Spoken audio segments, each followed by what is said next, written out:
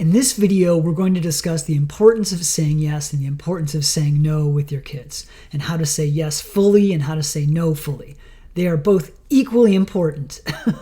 We need to provide an equal amount of yeses and nos at the end of their life, at their childhood life, in order for them to grow up, I think, successful and healthy. So stay through to the end because there's some good insights and some fun stories that I'll share with you. So first, here's the first thing. Say yes when you mean yes and no when you mean no. And if you don't know, say you don't know and own that you're doing the best that you can. You're not exactly sure, but you're going for no and you're going for yes, whatever it may be. Okay? So here's the fundamental principle to, I think, about being a successful, effective, and I'm going to say emotionally attuned parent. We mean what we say, meaning we are connected to ourselves in the way that if we are afraid of saying yes, we navigate most of the time, not all the time, obviously. Most of the time, we get to a point with ourselves where we are clear about what we are saying yes to and what we are saying no to. A lot of people are it's easier for them to say yes, and for a lot of people, it's easier for them to say no. You're either in one of those camps. I'm a person that it's easier for me to say yes to young people when they're asking me for things. Now, I'm not a parent. I am a monk. I've spent 23 years living with and working with and guiding and mentoring young people. I lived with them in the wilderness for thousands of days, and I've accrued about 70,000 hours of living and working with young people. I can still say no. I mean, these aren't my kids, right? So it's easier for me to say no than it would be if I was a parent. If I was a parent, I would be the one that the kids came to get what they wanted, for sure. I'm a little bit of a pushover when it comes down to it, but I can have a strong no. And I've had to learn and practice this for myself. So you're probably it's easier for you to say yes, or you might be in the camp of it's easier to say no, right? There are a lot of reasons behind all of that. It'd be good for you to look at which camp you are in and what's behind that for you, because the more that you know yourself, the more that you can be clear about how you're communicating. Why is this important? I'll tell you. It might be obvious, but let me tell you a little deeper psychological reason.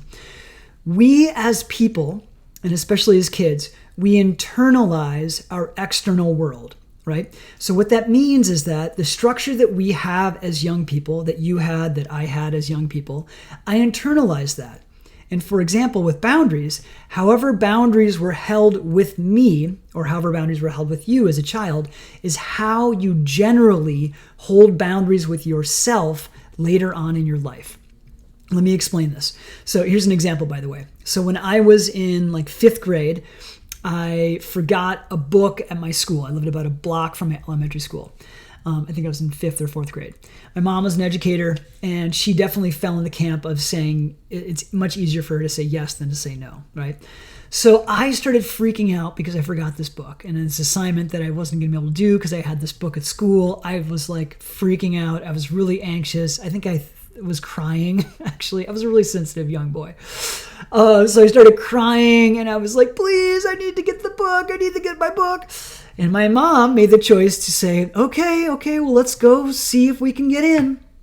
We go up to the elementary school.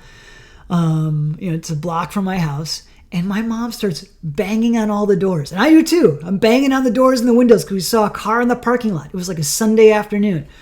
And lo and behold, the janitor, the custodian, comes to the door and opens it up. I mean, this is Green Bay, Wisconsin in 1988 or something, right? It was a different era. And they're like, hello? And my mom's like, oh, I'm actually a teacher, and my son forgot his book. Is there any way he could go into the classroom and get his book? And they were kind of like, oh, I don't know. And she's like, please. And I was like, please, sir. So they opened the door, they let me in, I went and got the book, and I was like, thanks, Mom. And Mom's like, sure, John. And it was a happy ending. Now, it seems pretty harmless, right? And I got to get my assignment, I worked on it, I turned it in, I'm sure I got a decent grade, who knows. The opportunity that I missed, though, was hearing the no from my mom and then saying, next time, plan better and remember your book. I mean, that was really an opportunity. Now, here's the thing. Of her parenting style, I mean, I adored her, and I love her to this day, obviously. But here's the thing. I then went into my life being pretty entitled, Like I felt like I could just have things that I wanted. I walked into my adult life with this kind of spoiled, entitled, self-centered attitude because this was a pattern that my mom had. She gave me a lot of what I wanted. Now, I kind of freaked out and went through tantrums when I didn't get what I wanted. So she would cave. And what that taught me was, oh, all I have to do is this to get what I want, right? So I had to navigate all of that for myself when I was a young adult and into my early 20s. And I faced this with romantic relationships. I faced this professionally. In fact, I almost got fired from a job because I was so arrogant and entitled about this job and positions and having to get what I wanted in my job. I had to learn some really hard lessons because my mom was so uncomfortable embodying the no and saying no to me. Because she, I think, was unable to really tolerate her own anxiety or her own emotional disruption of her son, her beloved son, like freaking out and having a tantrum, right? So just an example to bring you into the impact of being weak on a yes or weak on a no. On the other side, and this is more, I would say, traditional in the masculine sense, or the dad role, or the fatherly role, or the masculine role, easier for them to say no sometimes. Why? Probably because they don't want their kid to grow up like I did, maybe. And maybe it's easier for them to hold the firm line because they feel like the other partner is too soft, right? So you want to, as partners, find a balance, each of you getting more comfortable in your weakness and practicing it even. When I'm working with families, I'll sometimes assign the dad to say yes more and the dad and the mom to say no more, right? And that they're not allowed actually to say their respective yeses and nos, just to practice getting comfortable in the discomfort of what it means to say yes and what it means to say no, right? Here's a few tools, okay? So we've got the world of yes and no, the importance of that. When young people walk into their lives and they've been told no all the time, they'll sometimes overcorrect and have to get like all kinds of stuff and get all the things they want and overspend. If they've been told yes all the time, it often is the example that was me, that they're kind of entitled, they're spoiled, they don't have a lot of emotional resilience, which I didn't either.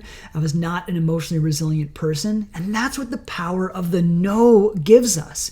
It gives us the opportunity as young people, or for you as a parent, it gives you the opportunity to stand in your power and to express love through saying no, not for now, for example. And it gives the young person the opportunity to practice emotional resilience. How are they going to figure this out even though they got the no from them, right?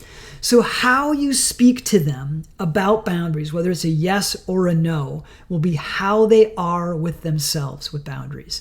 Meaning when they go into their lives and they need to hold themselves to a certain boundary, whether it's getting up for work on time, doing something for their romantic partner, whatever it may be, that's an expression of boundaries with themselves. And so this underscores the importance you have of being aligned and caring and not irritated, reactive, depressed, sad, scared when you're expressing boundaries. Do what you can to navigate, to do your inner work so that you're clear around how you express the yes when it's a yes and how it expresses a no when it's a no. Leave a little comment below on what you thought about this video. Give a thumbs up and subscribe if you enjoyed it, and I'll see you next time. All the best.